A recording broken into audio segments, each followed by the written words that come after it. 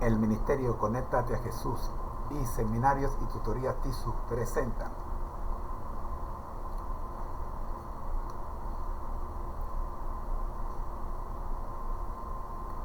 desde Panamá, puente del mundo y corazón del universo, la serie Feliz para Siempre en su segmento Escuela Sabática para Nuevos Creyentes.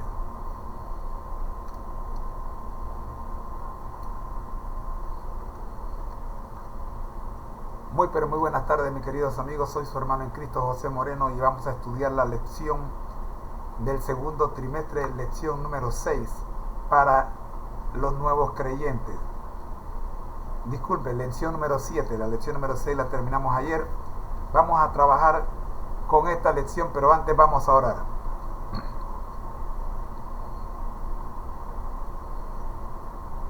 Nuestro Dios que estás en el cielo, gracias te damos, Señor, por ser nuestro director y por cuidar de nosotros. Al comenzar la programación vespertina, oramos pidiendo su dirección. En el nombre de Jesús, amén.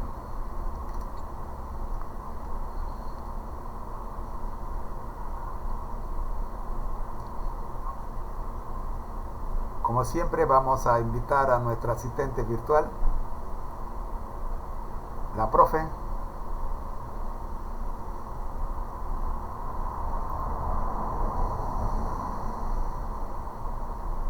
Sabemos que por ahí anda.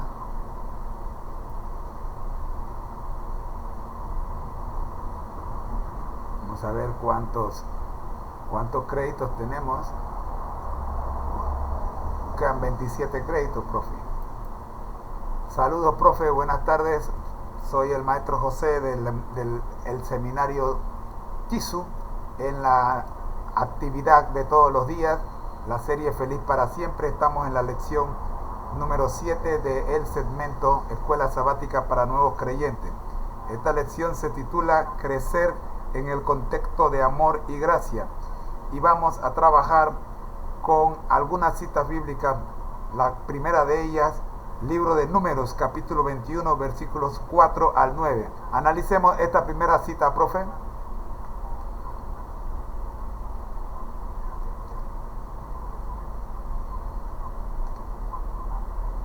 Claro, maestro José. Es un placer acompañarte en este estudio bíblico. Veamos juntos la cita del libro de Números, capítulo 21, versículos 4 al 9. Después partieron del monte de Jor, camino del Mar Rojo, para rodear la tierra de Idam, y se desanimó el pueblo por el camino. Y habló el pueblo contra Dios y contra Moisés: ¿Por qué nos hiciste subir de Egipto para que muramos en este desierto? Pues no hay pan ni agua, y nuestra alma tiene fastidio de este pan tan liviano. Jehová envió entre el pueblo serpientes ardientes, que mordían al pueblo, y murió mucho pueblo de Israel. Entonces el pueblo vino a Moisés y dijo: Hemos pecado por haber hablado contra Jehová, y contra ti, ruega a Jehová que quite de nosotros estas serpientes. Y Moisés oró por el pueblo. Jehová dijo a Moisés: Hazte una serpiente ardiente, y ponla sobre un asta, y cualquiera que fuere mordido y mire a ella, vivirá. Moisés hizo una serpiente de bronce, y la puso sobre un asta, y cuando alguna serpiente mordía a alguno, miraba a la serpiente de bronce, y vivía. Este pasaje nos muestra cómo, en medio de su desánimo y quejas, el pueblo de Israel experimentó la gracia y el amor de Dios. A pesar de sus faltas, Dios proveyó una solución: la serpiente de bronce. Aquellos que miraban hacia ella con fe eran sanados. Esto nos enseña sobre la importancia de reconocer nuestras faltas, arrepentirnos y confiar en la provisión divina para nuestra sanidad espiritual. ¿Hay algo más que te gustaría explorar en este pasaje o en la lección sobre crecimiento? Estoy aquí para ayudarte. Vamos a seguir analizando este versículo, profe. ¿Qué lecciones podemos aplicar a nuestra vida actual pensando en lo leído en este versículo?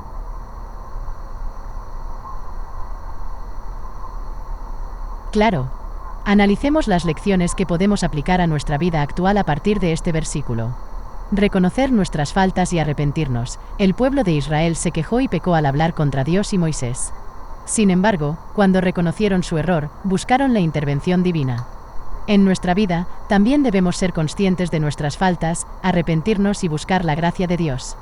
La provisión divina para la sanidad espiritual. Dios proveyó una solución para el problema de las serpientes venenosas. La serpiente de bronce en el asta era un símbolo de salvación. En nuestras vidas, debemos mirar a Jesús, quien es nuestra provisión divina para la sanidad espiritual. Él nos ofrece perdón y restauración. La fe y la obediencia. Aquellos que miraban a la serpiente de bronce con fe eran sanados. La obediencia a las instrucciones divinas fue crucial. En nuestra vida, también debemos confiar en Dios y obedecer sus mandamientos para experimentar su gracia y sanidad. La importancia de mirar hacia lo alto. La serpiente de bronce estaba en un asta, lo que requería que el pueblo levantara la vista. En nuestra vida, debemos elevar nuestros ojos hacia Dios, confiando en su poder y amor. En resumen, este pasaje nos enseña sobre la gracia, el arrepentimiento, la fe y la obediencia. Que podamos aplicar estas lecciones en nuestra vida diaria mientras crecemos en nuestra relación con Dios. Muy bien, esa fue la primera cita. Vamos ahora a analizar la segunda cita. En el marco de crecer en un contexto de amor y gracia, leamos Marcos 4, versículos 26 al 29 y analicemos la misma.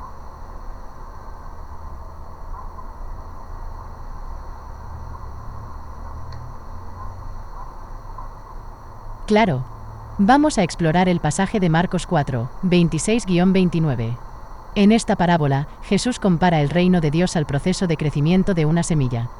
Decía además, así es el reino de Dios, como cuando un hombre echa semilla en la tierra, y duerme y se levanta, de noche y de día, y la semilla brota y crece sin que él sepa cómo. Porque de suyo lleva fruto la tierra, primero hierba, luego espiga, después grano lleno en la espiga, y cuando el fruto está maduro, enseguida se mete la hoz, porque la siega ha llegado. Marcos 4, 26-29, RVR 1960. Aquí hay algunas lecciones que podemos extraer de este pasaje. El crecimiento gradual, así como la semilla crece de manera gradual, el reino de Dios también se desarrolla en nuestras vidas. A veces, no somos conscientes de cómo Dios está obrando, pero su obra sigue avanzando. La obra divina y humana, el hombre siembra la semilla, pero el crecimiento es un misterio. Del mismo modo, en nuestra vida espiritual, colaboramos con Dios, pero también confiamos en su obra invisible. El fruto progresivo, la tierra produce fruto en etapas, primero hierba, luego espiga y finalmente el grano maduro. Así también, nuestra fe y carácter se desarrollan gradualmente, y Dios nos lleva hacia la madurez espiritual. La cosecha oportuna, cuando el fruto está maduro, se realiza la cosecha. En nuestras vidas, hay momentos en los que Dios actúa de manera decisiva. Debemos estar atentos y preparados para recibir su bendición. En resumen, esta parábola nos anima a confiar en el proceso de crecimiento espiritual, a colaborar con Dios y a esperar con expectación la cosecha que Él tiene preparada para nosotros. Bien, pensando en las dos citas que hemos leído, ¿podemos encontrar un común denominador?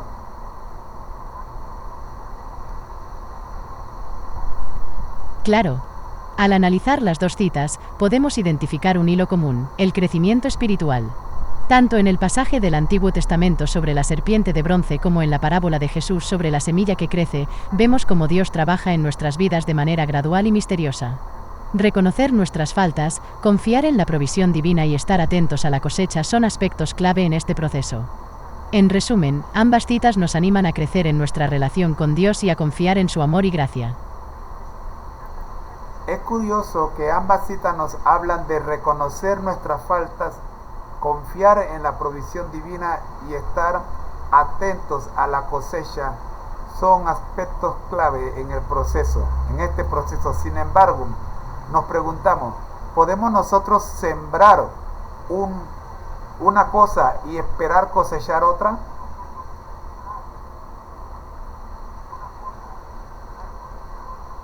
Es un pensamiento interesante. En efecto, reconocer nuestras faltas, confiar en la provisión divina y estar atentos a la cosecha son aspectos cruciales en nuestro crecimiento espiritual. Pero, ¿podemos sembrar una cosa y esperar cosechar otra? En el ámbito espiritual, la siembra y la cosecha están estrechamente relacionadas. La Biblia nos enseña que todo lo que el hombre sembrare, eso también segará. Gálatas 6, 7. Aquí hay algunas reflexiones. La ley de la siembra y la cosecha, la analogía agrícola se aplica tanto a nuestras acciones como a nuestras actitudes. Si sembramos amor, generosidad y bondad, cosecharemos frutos similares. Si sembramos discordia, egoísmo o envidia, también cosecharemos consecuencias negativas. La intención y la actitud, la calidad de nuestra siembra depende de nuestra intención y actitud. Si sembramos con un corazón sincero y amoroso, la cosecha será positiva. Sin embargo, si sembramos con motivos egoístas o maliciosos, la cosecha reflejará eso. La paciencia y la fe, a veces, no vemos resultados inmediatos. La semilla necesita tiempo para crecer y madurar. Del mismo modo, nuestras acciones pueden no dar frutos de inmediato. La paciencia y la fe son esenciales mientras esperamos la cosecha. La confianza en Dios, aunque sembremos con diligencia, la verdadera provisión y el crecimiento vienen de Dios. Podemos sembrar, pero es Dios quien da el crecimiento. 1 Corintios 3, 6-7. Confiamos en su fidelidad. En resumen, si queremos cosechar frutos positivos, debemos sembrar con sabiduría, confiando en que Dios está obrando en el proceso. Que nuestra siembra sea buena y nuestra cosecha abundante. Pensando en este tema que estamos hablando, ¿podemos encontrar un personaje bíblico que reúna la lección que estamos estudiando?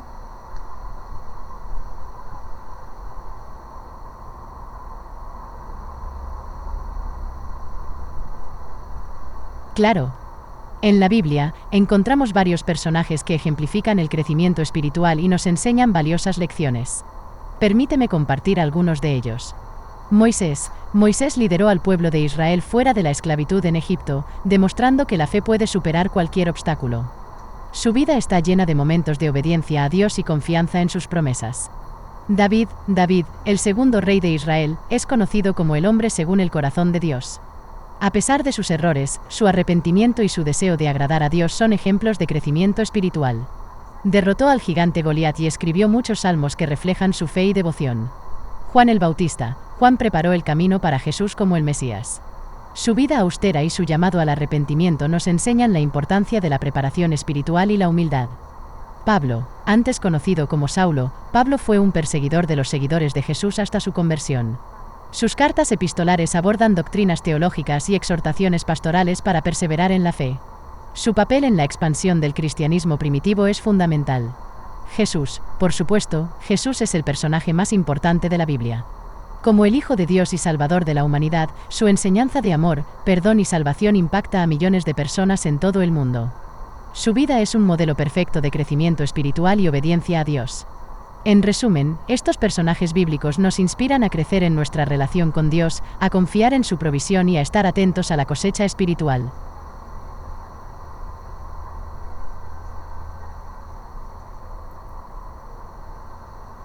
Ok, para concluir nuestra primera parte de la lección de esta semana, queremos leer Lucas 15, versículos 11 al 31, y vamos a analizar este pasaje.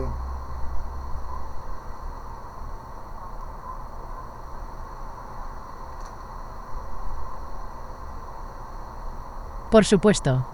Vamos a explorar el pasaje de Lucas 15, 11-31, conocido como la parábola del Hijo Pródigo. Esta historia es profundamente significativa y llena de lecciones espirituales. Permíteme resumirlo. Un hombre tenía 2 hijos.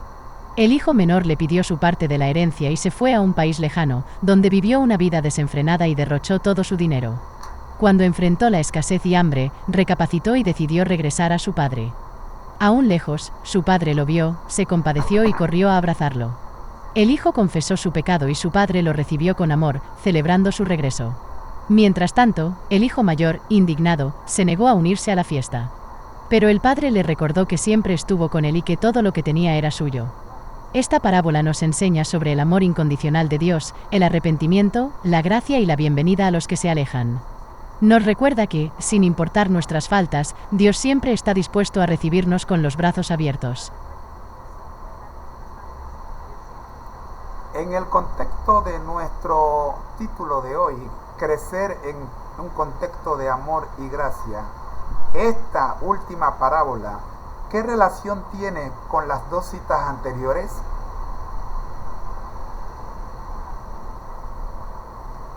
Claro. La parábola del Hijo Pródigo encaja perfectamente con el tema de crecer en un contexto de amor y gracia. Permíteme explicarte cómo se relaciona. Reconocer nuestras faltas y arrepentirnos. El hijo menor, al derrochar su herencia y enfrentar la escasez, reconoció su error y decidió regresar a su padre.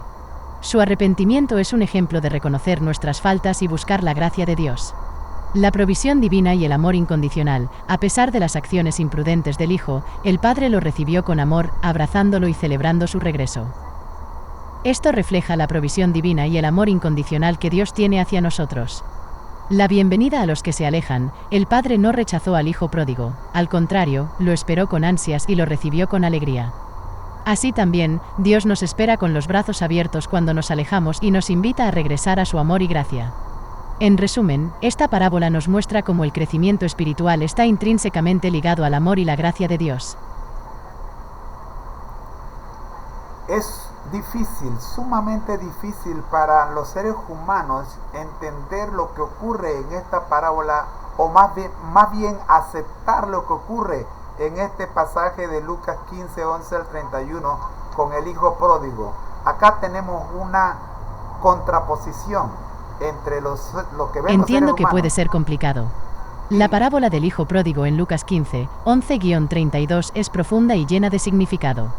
En ella, Jesús nos enseña sobre el amor incondicional de Dios y la bienvenida a los que se alejan. A veces, incluso las historias más sencillas pueden tener un profundo impacto en nuestras vidas. Definitivamente que esta historia pareciera sencilla, pero en sí tiene lecciones grandes, sin embargo muy difíciles de comprender para las mentes de nosotros. La pregunta es: ¿por qué nos cuesta entender las lecciones de esta parábola?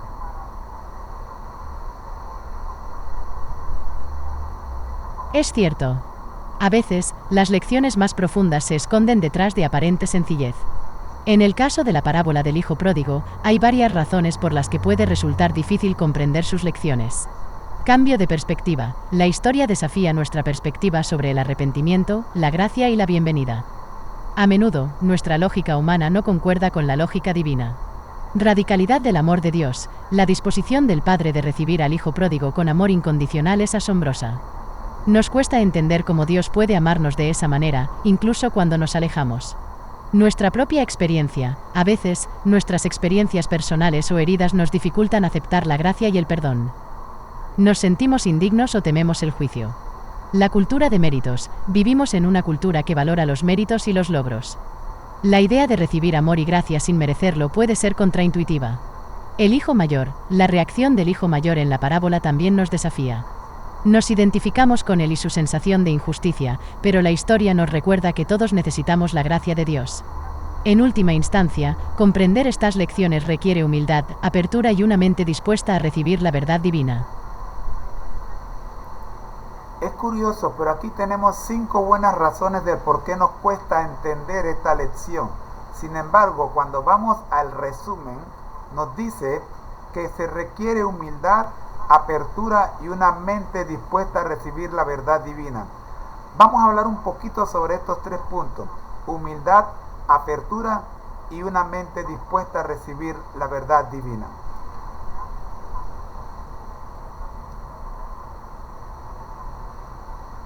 Claro.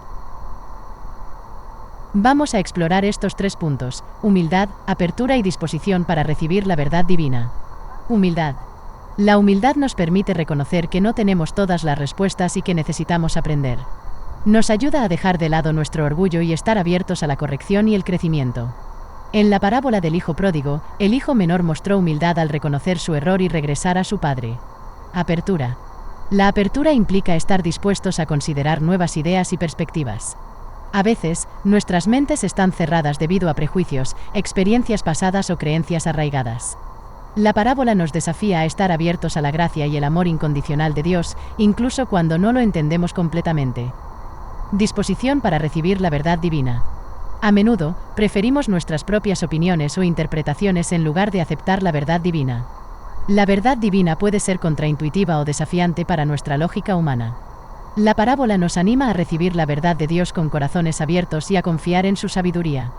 En resumen, cultivar la humildad, mantenernos abiertos y estar dispuestos a recibir la verdad divina nos ayudará a comprender y aplicar las lecciones espirituales en nuestra vida. Muy bien, el tiempo se nos ha agotado. Vamos a ver qué hemos visto a lo largo de esta lección, que ha sido muy, pero muy instructiva y ha tenido bombas, definitivamente grandes bombas, que si usted se ha sentido adolorido o golpeado por algún motivo, usted que nos está escuchando, no se moleste con nosotros. La verdad a veces duele, pero es la verdad. Hagamos un resumen de todo lo que hemos estudiado en estos cortos minutos.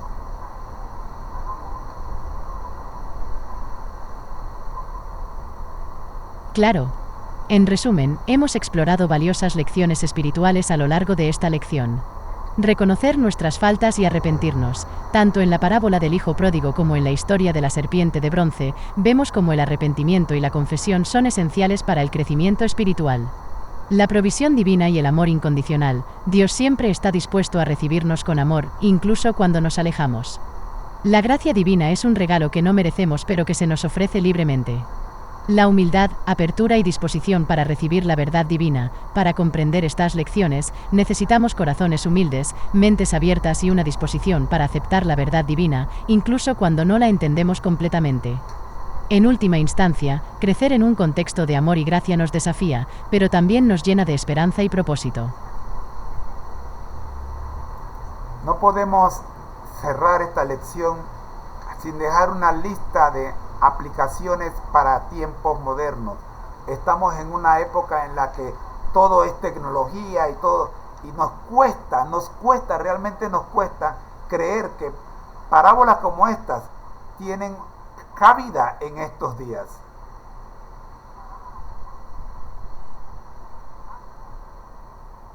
Entiendo completamente. Vivimos en una era de avances tecnológicos y cambios rápidos. A veces, las parábolas bíblicas pueden parecer distantes o difíciles de aplicar en nuestra vida moderna. Sin embargo, permíteme ofrecerte algunas reflexiones sobre cómo estas lecciones atemporales pueden ser relevantes hoy. La parábola del hijo pródigo. En un mundo donde la cultura del éxito y la imagen personal a menudo prevalece, esta parábola nos recuerda la importancia de la humildad y el arrepentimiento. La búsqueda de satisfacción inmediata y la vida desenfrenada pueden dejarnos vacíos. La verdadera plenitud se encuentra en una relación restaurada con Dios. La serpiente de bronce. Aunque no enfrentamos serpientes venenosas literalmente, todos luchamos con el pecado y la enfermedad espiritual. La serpiente de bronce apuntaba hacia Jesús en la cruz. En nuestra era, mirar a Jesús, nuestro Salvador, sigue siendo la fuente de sanidad y restauración. La tecnología y la búsqueda espiritual.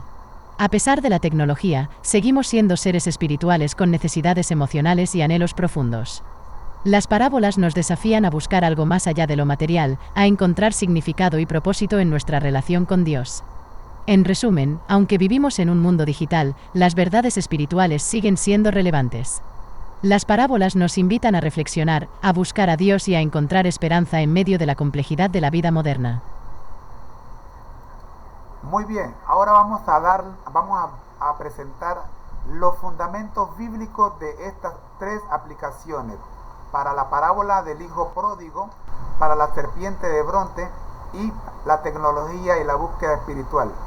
Miremos los fundamentos bíblicos que nos ayuden a comprender que no estamos hablando nuestra opinión, sino que esto es palabra de Dios.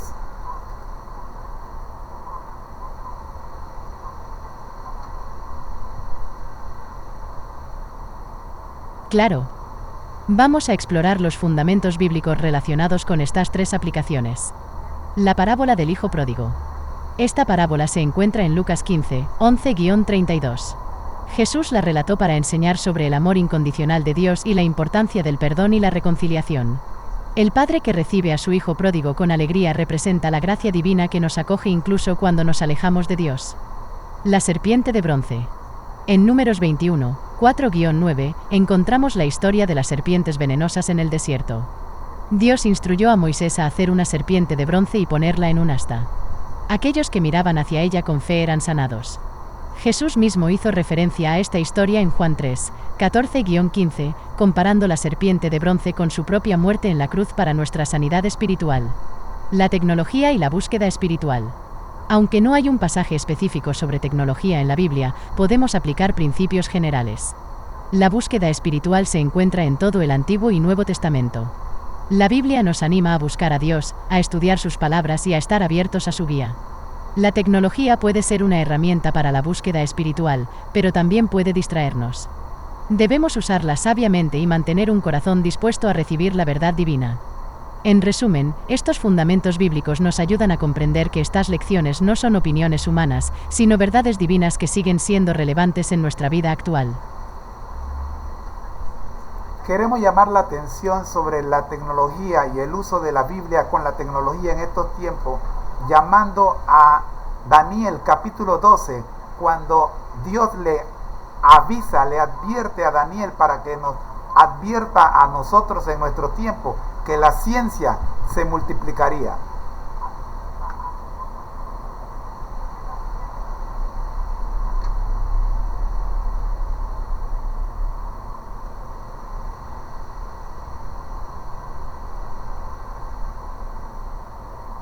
Es un tema fascinante.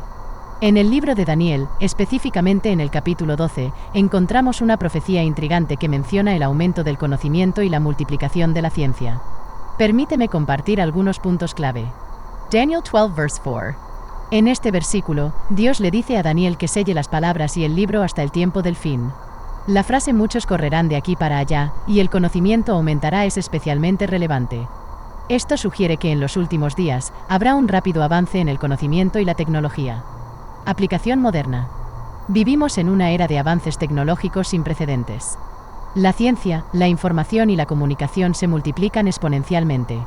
La tecnología nos permite acceder a la Biblia de formas nuevas, aplicaciones, estudios en línea, recursos digitales, etc. Como creyentes, debemos usar la tecnología para profundizar nuestra comprensión de la palabra de Dios y compartirla con otros. Advertencia y responsabilidad. La profecía de Daniel nos recuerda que con el aumento del conocimiento viene una gran responsabilidad. Debemos usar la tecnología con discernimiento, buscando la verdad y compartiendo el mensaje de esperanza contenido en la Biblia. En resumen, la profecía de Daniel nos llama a estar atentos a los avances tecnológicos y a usarlos sabiamente para el crecimiento espiritual y la difusión del Evangelio.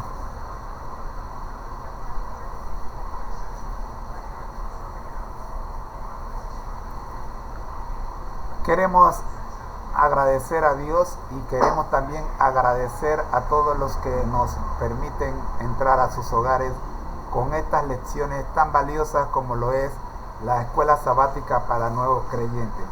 Hoy hemos visto la introducción a la lección 7 del segundo trimestre, crecer en un contexto de amor y gracia.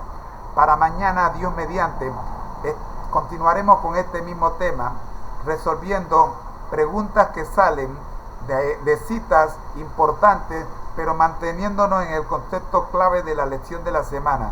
Dios nos ama a todos.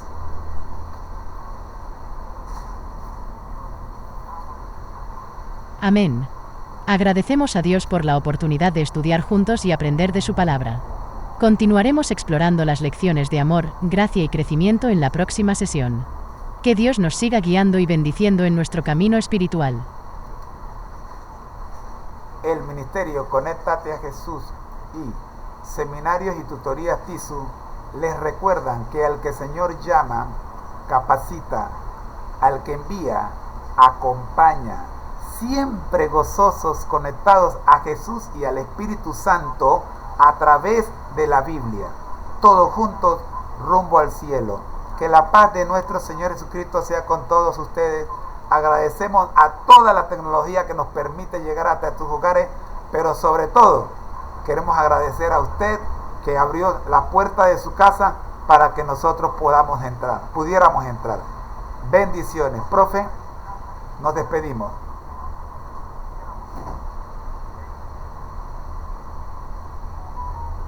Amén. Agradecemos a Dios por la oportunidad de estudiar juntos y aprender de su palabra. Continuaremos explorando las lecciones de amor, gracia y crecimiento en la próxima sesión.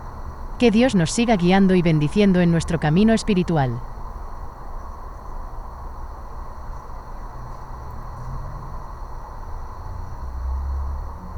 A continuación, vamos a tener una oración y luego de la oración pasamos al segundo tema de nuestro estudio de esta hora vespertina. Oremos.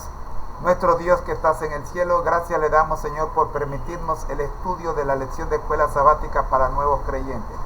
Oramos, buen Dios, para que las lecciones que hemos presentado puedan ser puestas en práctica y que no se queden en la red. Oramos, Señor, en el nombre de Jesús. Amén. A continuación, vamos con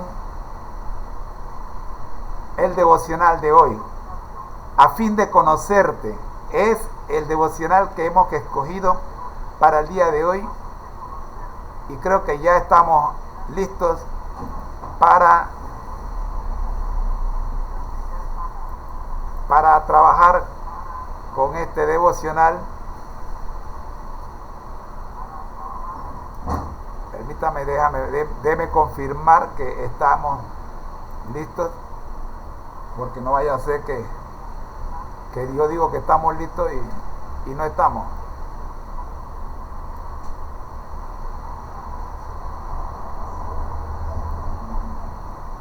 Y no estamos. Así que vamos a ver. Esto es en vivo. Recuerden que estamos en vivo, así que aquí, ahora sí, ya estamos listos. Ok, vamos entonces con nuestro devocional para hoy. Tate a Jesús y seminarios y clases privadas TISU presentan el análisis del devocional número 1, a fin de conocerle. Vamos a analizar El conocimiento superior, 1 de julio. Porque Dios, que mandó que de las tinieblas resplandeciese la luz, es el que resplandeció en nuestros corazones, para iluminación del conocimiento de la gloria de Dios en la faz de Jesucristo. Segunda de Corintios 4:6. Nota especial. Para escuchar el devocional original, visite el sitio en pantalla. Devocionmatutina.com. El conocimiento superior. Texto bíblico. Porque Dios, que mandó que de las tinieblas resplandeciese la luz, es el que resplandeció en nuestros corazones, para iluminación del conocimiento de la gloria de Dios en la faz de Jesucristo. Segunda de Corintios 4:6. Principio central. Este conocimiento, el conocimiento de la gloria de Dios, es la clase más elevada de conocimiento asequible para los mortales. Pero tenemos este tesoro en vasos de barro, para que la excelencia del poder sea de Dios, y no de nosotros. 2 Corintios 4:7. Falacias humanas. Las falacias humanas abundan y son especiosas. Instrumentos invisibles trabajan para disfrazar la falsedad con visos de verdad. Los errores se cubren con un ropaje engañador para inducir a los hombres a aceptarlos como indispensables para lograr una educación superior. Estas falacias engañarán a muchos de nuestros estudiantes a menos que se los proteja cuidadosamente, y a menos que el Espíritu de Dios los induzca a apoderarse de las grandiosas y santas verdades de la palabra para adornar con ellas sus mentes, aceptándolas como los principios básicos de la educación superior. Ninguna instrucción puede exceder en valor a la instrucción pura de Dios, que da para iluminar a todos los que deseen recibir la luz. No puede haber otra educación superior a la que dio el Gran Maestro. Perjuicios para el alma. Nada es más perjudicial para los intereses del alma, su pureza, su concepción verdadera y santa de Dios y de las cosas sagradas y eternas, que escuchar constantemente y dar prominencia a lo que no procede de Dios. Envenena el corazón y degrada el entendimiento. La verdad pura puede rastrearse hasta su origen divino en virtud de su influencia elevadora, refinadora y santificadora del carácter de quien la recibe. Reflexión. La verdadera educación superior proviene de Dios y se centra en la verdad revelada por Él. Las enseñanzas humanas, aunque a veces presentadas como superiores, pueden ser falaces y desviar a las personas del verdadero conocimiento de Dios. Por ello es vital proteger nuestra mente y corazón, aceptando la instrucción divina que ilumina, eleva y santifica. Ha sido una presentación del grupo de estudio TISU, de International Seminars Unlimited. Le agradecemos por haber visto este programa de edificación espiritual. Deje un me gusta y su comentario para mejorar. Nos vemos mañana. Bendiciones.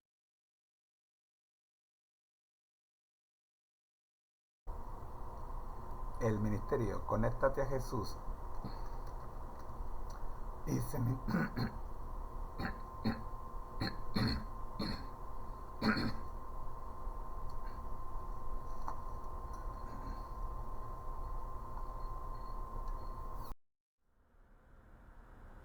Miqueas 7. Corrupción moral de Israel. El capítulo 7 de Miqueas sin la numeración de los versículos. Ay de mí.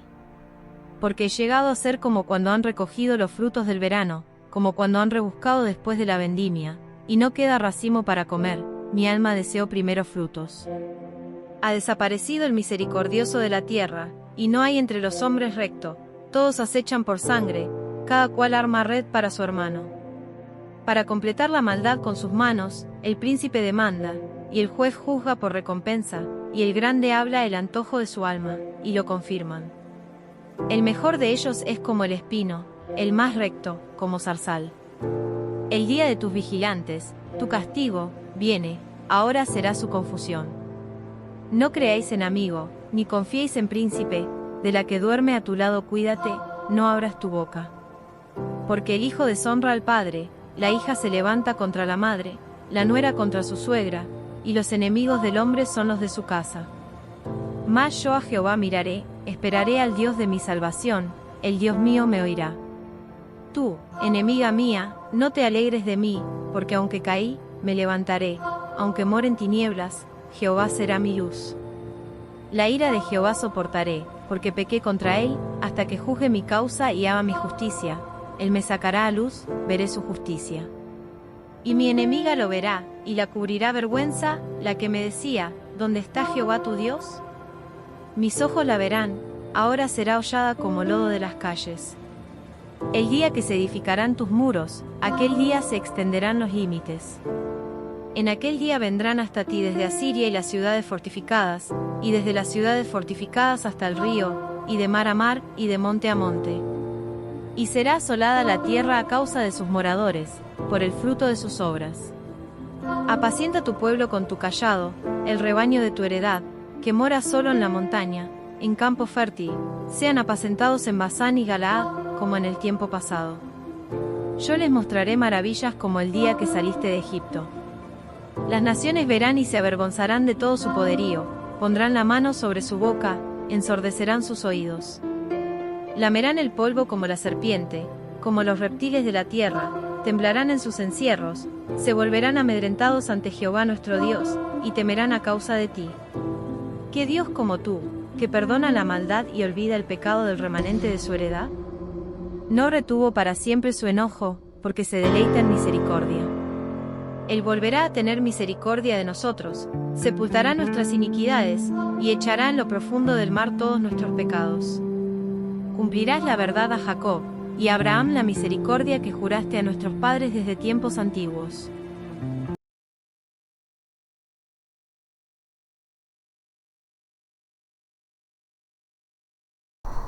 Para comunicarte con nosotros puedes escribirnos a conectatejm@gmail.com o visítenos en Facebook. Esta ha sido una producción cortesía de José Foto y Vídeo. Para fotografías y grabaciones de conferencias y otras reuniones u eventos importantes. Correo electrónico josefotoyvideo@hotmail.com o mensajes al WhatsApp más 507 66 74 11 56. Atención, si dices que te enteraste por una de estas redes sociales recibe un descuento del 10% sobre el costo base del paquete escogido.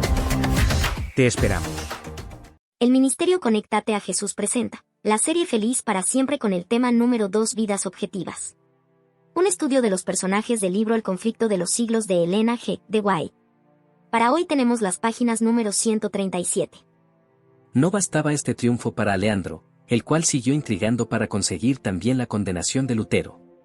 Con una tenacidad digna de mejor causa, insistía en presentar al reformador a los príncipes, a los prelados y a varios miembros de la Dieta, como sedicioso, rebelde, impío y blasfemo. Pero la vehemencia y la pasión de que daba pruebas el legado revelaban a las claras el espíritu de que estaba animado. Es la ira y el deseo de venganza lo que le excita, decían, y no el celo y la piedad, y vid. La mayoría de los miembros de la Dieta estaban más dispuestos que nunca a ver con benevolencia la causa del reformador y a inclinarse en su favor. Con redoblado celo insistió Aleandro cerca del emperador para que cumpliese su deber de ejecutar los edictos papales. Esto empero, según las leyes de Alemania, no podía hacerse sin el consentimiento de los príncipes, y Carlos V, no pudiendo resistir a las instancias del nuncio, le concedió que llevara el caso ante la Dieta. Fue este un día de orgullo para el nuncio. La asamblea era grande y el negocio era aún mayor. Aleandro iba a alegar en favor de Roma, madre y señora de todas las iglesias. Iba a defender al primado de San Pedro ante los principados de la cristiandad. Tenía el don de la elocuencia, y esta vez se elevó a la altura de la situación. Quiso la providencia que ante el tribunal más augusto Roma fuese defendida por el más hábil de sus oradores, antes de ser condenada, Wiley, Lib. 6, cap 4. Los que amparaban la causa de Lutero preveían de antemano, no sin recelo, el efecto que produciría el discurso del legado. El elector de Sajonia no se hallaba presente, pero por indicación suya habían concurrido algunos de sus cancilleres para tomar nota del discurso de Aleandro. Con todo el poder de la instrucción y la elocuencia se propuso a Aleandro derrocar la verdad. Arrojó contra Lutero cargo sobre cargo acusándole de ser enemigo de la Iglesia y del Estado, de vivos y muertos, de clérigos y laicos, de concilios y cristianos en particular. Hay, dijo, en los errores de Lutero motivo para quemar a 100.000 herejes. En conclusión procuró vilipendiar a los adherentes de la fe reformada, diciendo, ¿qué son todos estos luteranos? Un puñado de gramáticos insolentes, de sacerdotes enviciados, de frailes disolutos, abogados ignorantes, nobles degradados y populacho pervertido y seducido, cuanto más numeroso, más hábil, más poderoso es el partido católico. Un decreto unánime de esta ilustre asamblea iluminará a los sencillos, advertirá a los incautos, decidirá a los que dudan, fortalecerá a los débiles. De Aubigné, libro 7, capítulo 3. Análisis del texto. Primer párrafo. Aleandro continúa sus esfuerzos para asegurar la condenación de Lutero. Utiliza términos fuertes para describir al reformador, intentando desacreditarlo frente a los príncipes, prelados y miembros de la Dieta. A pesar de sus esfuerzos, su vehemencia revela su verdadera motivación, que es la ira y el deseo de venganza, más que el celo y la piedad. Esta actitud provoca que la mayoría de los miembros de la Dieta simpatice con Lutero y su causa. Análisis. Este párrafo muestra la persistencia y la estrategia de Aleandro en su intento de desacreditar a Lutero.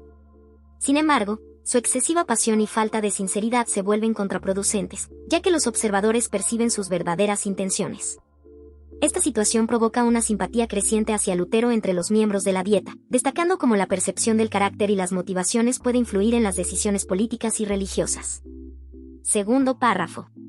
Aleandro redobla sus esfuerzos y presiona al emperador Carlos V para que cumpla los edictos papales contra Lutero.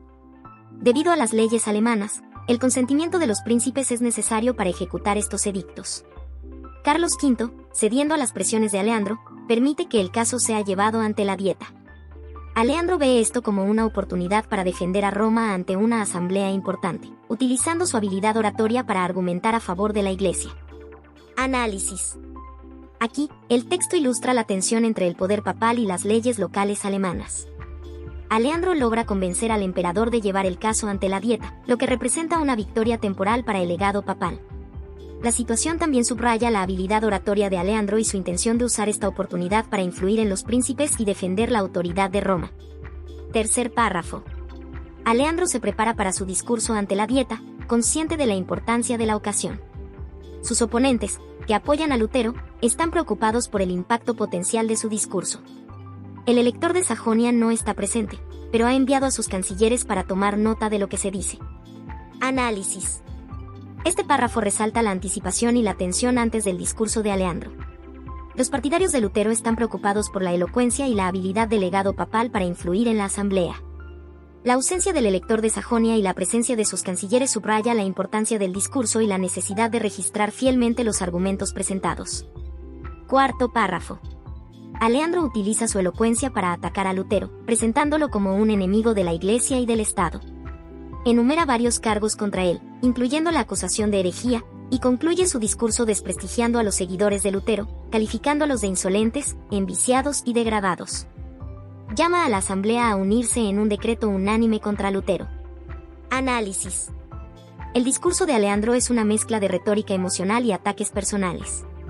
Busca no solo desacreditar a Lutero, sino también a sus seguidores. La intensidad de sus palabras muestra su desesperación por influir en la asamblea y consolidar la autoridad papal. Sin embargo, el tono despectivo y generalizador hacia los seguidores de Lutero puede ser visto como una táctica divisiva que busca polarizar y simplificar el conflicto, haciendo un llamado a la unidad en contra de un enemigo común. Conclusión.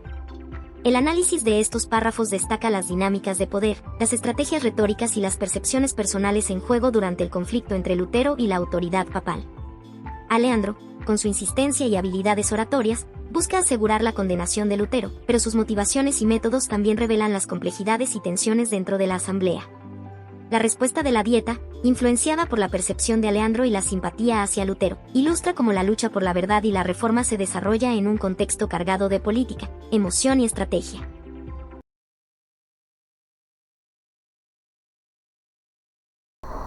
Para comunicarse con nosotros puede escribirnos a conectatejm@gmail.com o visítenos en Facebook.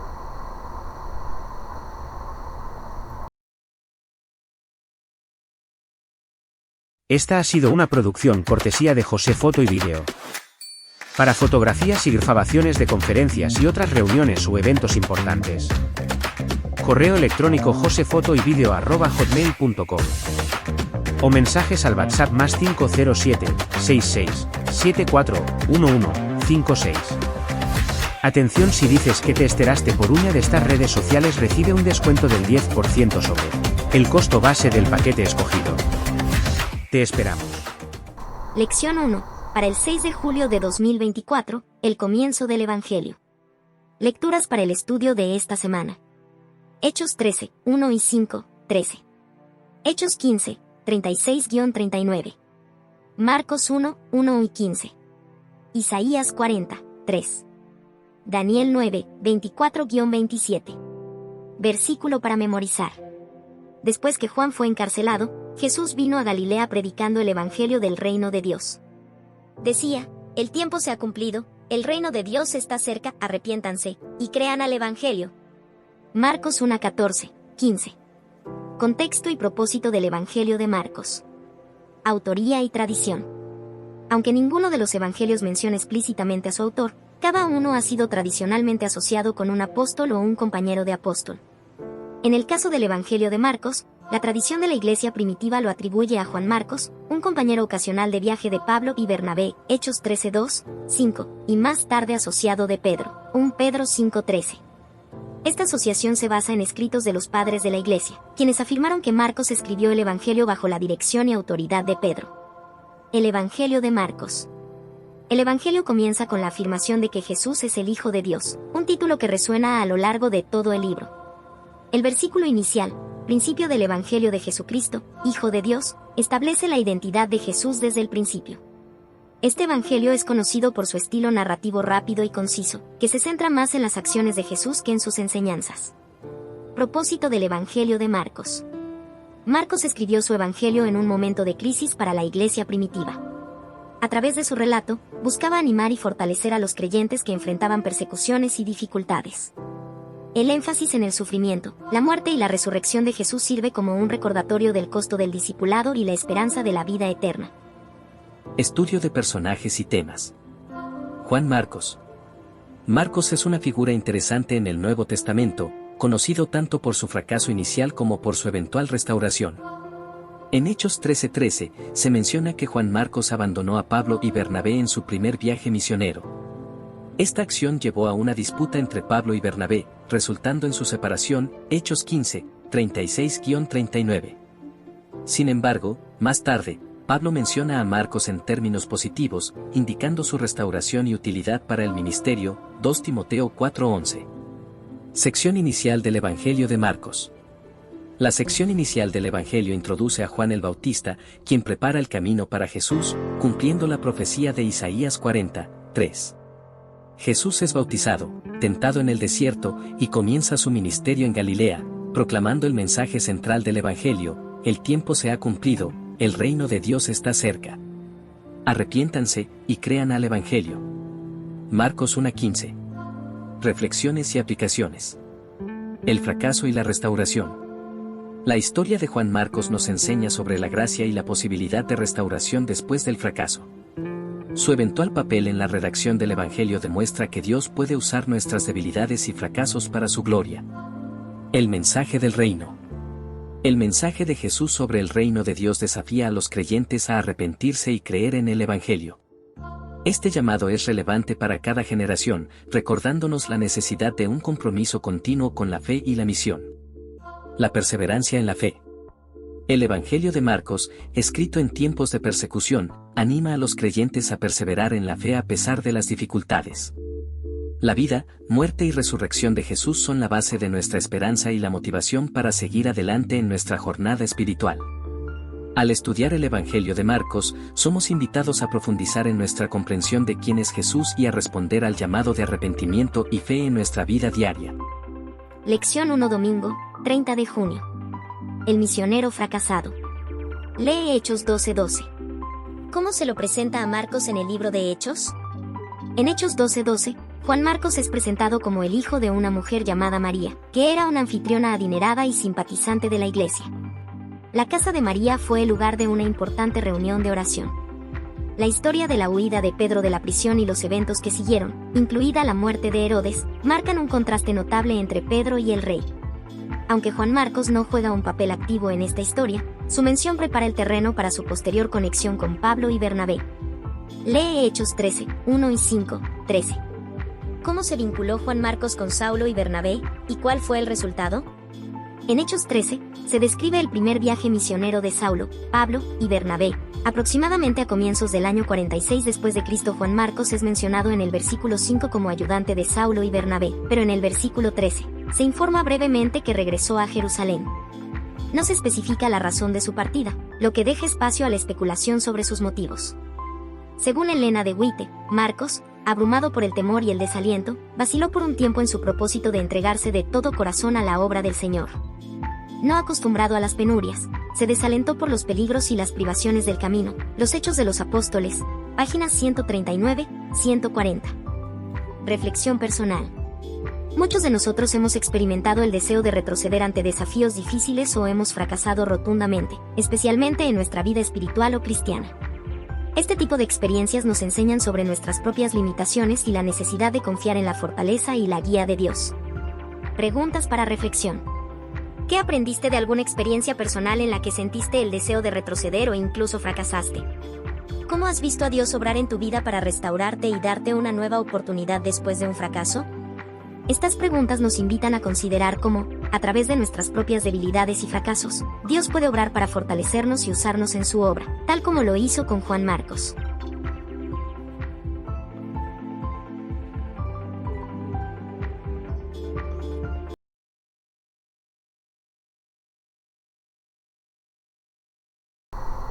Para comunicarte con nosotros puedes Esta ha sido una producción cortesía de José Foto y Vídeo.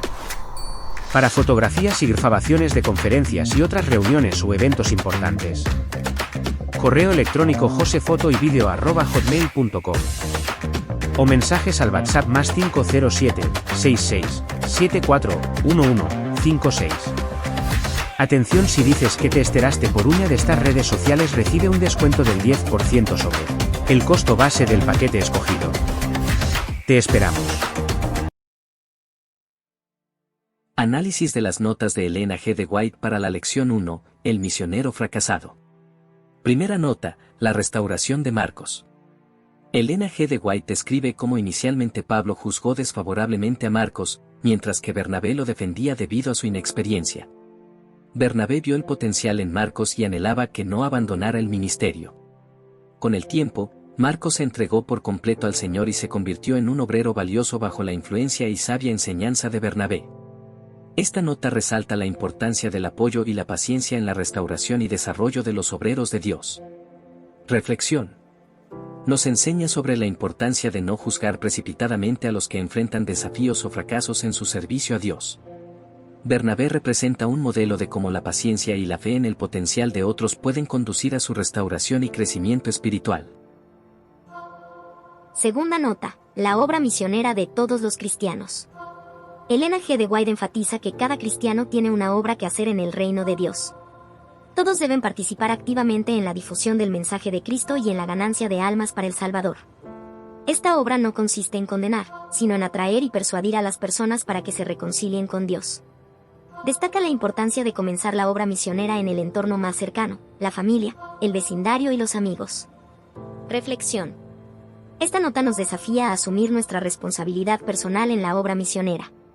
Nos recuerda que cada uno puede contribuir al avance del reino de Dios comenzando con pequeñas acciones en nuestro entorno inmediato. Tercera nota, el valor de la cruz y la tarea de la salvación. Ellen G. de White subraya que el tema central para los seguidores de Cristo debe ser Cristo y su sacrificio en la cruz. Esto debería despertar las emociones más profundas de nuestra alma y motivarnos a seguir a Cristo donde quiera que nos lleve. La obra de la salvación requiere abnegación, sacrificio, perseverancia, valentía y fe. Es a través de la cruz que entendemos el valor infinito que Dios otorga a cada alma humana. Reflexión. Nos lleva a reflexionar sobre el costo de seguir a Cristo y participar en su obra redentora. Nos desafía a vivir una vida de abnegación y sacrificio, siguiendo el ejemplo de Cristo y colaborando con Él en la salvación de los hombres. Conclusión. El análisis de estas notas revela la profundidad del pensamiento de Ellen G. de White sobre temas cruciales para el ministerio cristiano y la vida espiritual. Nos insta a mostrar paciencia y apoyo hacia los que enfrentan dificultades, a asumir nuestra responsabilidad en la obra misionera y a centrar nuestra vida en el sacrificio de Cristo en la cruz. Estos principios son fundamentales para el crecimiento personal y para el impacto positivo que podemos tener en el mundo como seguidores de Jesús. Esta ha sido una producción cortesía de José Foto y Vídeo. Para fotografías y grabaciones de conferencias y otras reuniones o eventos importantes. Correo electrónico josefotoyvideo@hotmail.com o mensajes al WhatsApp +507 66 74 11 56. Atención, si dices que te enteraste por una de estas redes sociales, recibe un descuento del 10% sobre el costo base del paquete escogido. Te esperamos. Análisis de las notas de Ellen G. de White para la lección 1. Nota 1. Diversidad de testimonios en los evangelios. Ellen G. de White explica la necesidad de tener varios escritores para dar testimonio de la vida y el ministerio de Jesús. Esta diversidad permite una presentación más completa y armoniosa de la verdad. Cada escritor ofrece una perspectiva única debido a las diferencias en las mentes humanas y la manera en que cada uno comprende y enfatiza diferentes aspectos de la verdad bíblica. Esto es similar a los oradores que se enfocan en distintos puntos según su perspectiva y comprensión, proporcionando así una imagen más rica y completa. Reflexión. Esta diversidad de perspectivas nos ayuda a obtener una comprensión más profunda y multifacética de la vida de Jesús. Nos recuerda la importancia de valorar las diferentes maneras en que Dios se revela a través de las Escrituras. Nota 2. La madre de Marcos y su casa. Juan Marcos se presentó para acompañar a Pablo y Bernabé en su viaje misionero porque sentía la gracia de Dios en su corazón y deseaba dedicarse al ministerio evangélico. Su madre, convertida al cristianismo, ofrecía su casa como un refugio para los discípulos, proporcionando un ambiente de bienvenida y descanso. Reflexión. La hospitalidad y el apoyo de su madre jugaron un papel crucial en el desarrollo espiritual de Marcos. Esto destaca la importancia del entorno familiar y del apoyo comunitario en el crecimiento y la preparación para el ministerio. Nota 3. El desaliento de Marcos en Panfilia. Marcos se desalentó por los peligros y las privaciones del camino misionero, lo que lo llevó a abandonar la misión y regresar a Jerusalén. Aún no estaba preparado para enfrentar las dificultades y adversidades del ministerio, necesitando aprender a soportar estas pruebas con valentía. Reflexión. Esta experiencia de fracaso inicial de Marcos nos recuerda que el camino del discipulado y del servicio misionero puede estar lleno de desafíos y desánimos. Sin embargo, también nos enseña sobre la importancia de la perseverancia y del crecimiento en fortaleza espiritual. Nota 4. La vida cristiana y el servicio misionero. La vida cristiana requiere más que virtudes pasivas como dulzura y paciencia. También necesita valor, fuerza, energía y perseverancia. Los que desean tener éxito en el servicio misionero deben cultivar tanto las virtudes pasivas como las activas, siendo capaces de enfrentar el mal con coraje y de resistir las adversidades con fortaleza de carácter. Reflexión. Esta nota enfatiza el equilibrio necesario en la vida cristiana y el servicio misionero. Mientras que las virtudes pasivas son esenciales, también es crucial desarrollar un carácter fuerte y valiente para enfrentar los desafíos y resistir al mal con determinación. Conclusión. El análisis de estas notas nos ofrece una visión profunda de la importancia de la diversidad de perspectivas en los evangelios, el papel del apoyo comunitario y familiar, la realidad de los desafíos en el camino del ministerio, y la necesidad de un carácter equilibrado en la vida cristiana. Estas lecciones nos ayudan a prepararnos mejor para nuestro propio viaje de fe y servicio, recordándonos la importancia de la perseverancia, el valor y el apoyo mutuo en la comunidad de creyentes. Ección. Esta ha sido una producción cortesía de José Foto y Vídeo. Para fotografías y grabaciones de conferencias y otras reuniones o eventos importantes. Correo electrónico josefotoyvideo@hotmail.com o mensajes al WhatsApp +507 66 74 11 56. Atención, si dices que te enteraste por una de estas redes sociales, recibe un descuento del 10% sobre el costo base del paquete escogido. Te esperamos.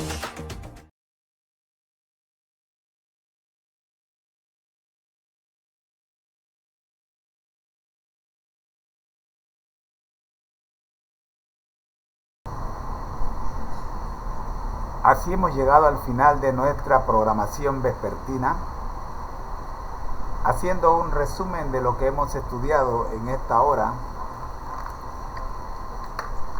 En primera instancia vimos la escuela sabática para nuevos creyentes, lección número 7, crecer en el contexto del amor y la gracia, números 21, 4 al 9, Marcos 4, 26 al 29 y Lucas 15, 11 al 31.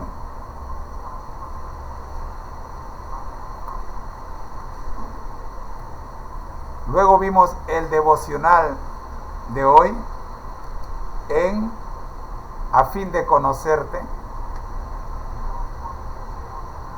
Seguidamente estudiamos la lección Vidas con Objetivos, página 137 del Conflicto de los Siglos. Pudimos ver cómo se armaron maquinaciones para ir en contra de la verdad que defendía Martín Lutero. Mañana vamos a continuar con este interesante tema. Seguidamente vimos la lección de escuela sabática, la introducción y el día domingo, sábado y domingo, de este nuevo trimestre que trata sobre el Evangelio de Marcos. Es interesante el asunto de Marcos, y le comentaba a mi esposa que Bernabé, que ayudó a Marcos para que recuperara su credibilidad, resultó que nadie habla de Bernabé y todo el mundo habla de Marcos. Bernabé fue el que ayudó a Marcos, pero es interesante, puede ser que usted sea un Bernabé. ¿Ve? La gente no va a hablar de usted, pero va a hablar de lo que usted hizo, de a quien usted hizo, y la historia lo va a registrar. Así está registrada la historia. Saludos para los valdenses que nos están viendo, para Dear Jan también y José Miguel Segura, gracias. Vamos también, cerramos nuestra lección con las notas del Espíritu de Profecía para estas dos lecciones, la introducción y el día domingo. Bien, nos vemos entonces en la sección vespertina a las 7 de la noche, cuando vamos a estudiar. Ya los videos están listos, así que no hay problema. Vamos a estudiar, ¿qué vamos a estudiar a las 7 de la noche? Nuestra historia, Guillermo Miller. Vamos a ver Dios y la sexualidad. Seguimos con las cartas que Elena G. de White le mandó a algunos líderes que andaban fuera de orden. Y vamos a cerrar con la nueva secretaria del grupo TISU y el camino a Cristo. Cómo ella encuentra a Cristo en la lectura. Es un testimonio más que una historia, es un testimonio de cómo la nueva secretaria del grupo TISU conoce a Jesús a través del libro de Elena G. de White, El camino a Cristo. Estamos en el capítulo 8. Muy bien, esa será la programación de esta tarde. El ministerio Conéctate a Jesús le recuerda que al que el Señor llama, capacita, al que envía, acompaña, siempre gozosos conectados a Jesús a través de la Biblia. Todos juntos rumbo al cielo.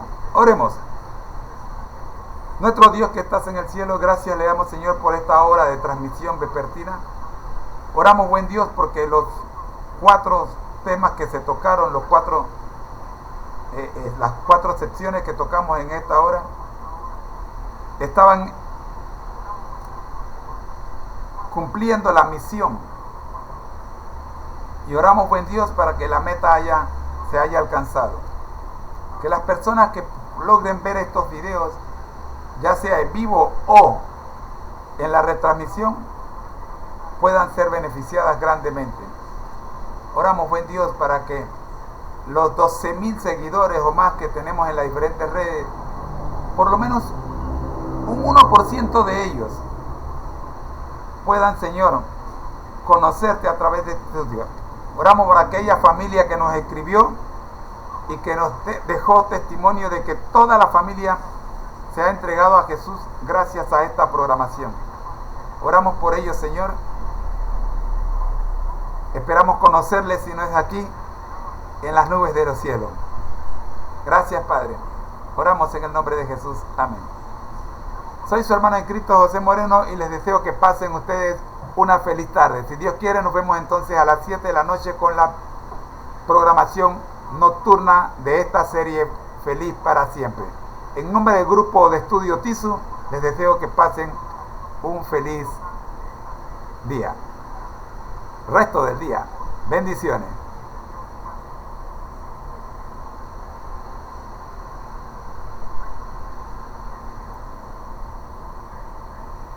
Como siempre, no sé, creo que hay algún videito por ahí que les dejo con el...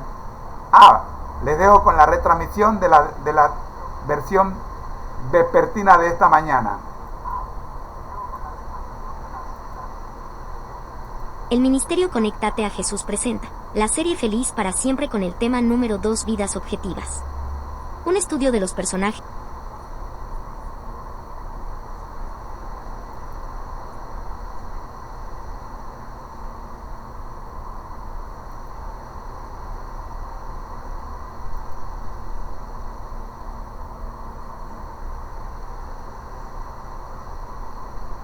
No voy a poner de día que le iba a dejar, pero eso dura 1 hora y se hace muy largo el video este.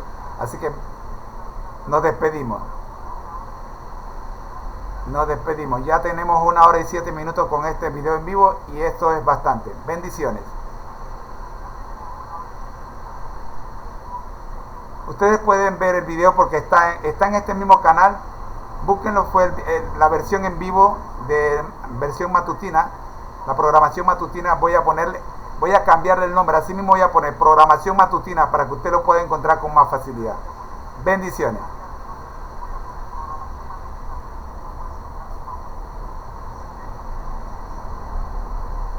Bendiciones.